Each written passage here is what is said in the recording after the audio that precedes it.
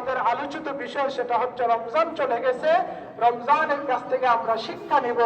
এই রমজানের চেতনা, রমজানের যে বার্তা, সেটা আমরা ধারণ করে বাকি 11 মাস আমরা চলবো।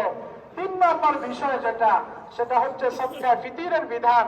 এটাও আমরা পালন করেছি আলহামদুলিল্লাহ। যাদের রয়ে গেছে আমরা দ্রুত দিয়ে দিব। কেন যদি একান্ত রয়েই থাকে, নামাজের পুরোপুরি আদায় করে ফেলবেন। চতুর্থ বিষয়, সর্বশেষ বিষয়, সেটা হচ্ছে পুরা রমজান মাস আমরা রোজা রাখলাম, কাজ আমাদের শেষ না, আরেকটা কাজ রয়ে গেছে। সেটা হলো এই শাওয়াল মাসে আরো 6টা রোজা রাখা। শাওয়াল মাসে আরো 6টা রোজা রাখা। মান সামা রমাদানা সুম্মা আতবাহু সিত্তাম মিন শাওয়াল কানা কাসিয়ামিদ দাহরি। যে ব্যক্তি রমজানের 30টা রোজা রাখলো, আর রমজানের পরের মাস শাওয়াল মাসে সে আরো 6টা রোজা রাখলো, যেমন নাকি পুরাটা বছর সে রোজা রাখলো। মান জাআ বিল হাসানাতি ফালাহু আশরু আমসালিহা।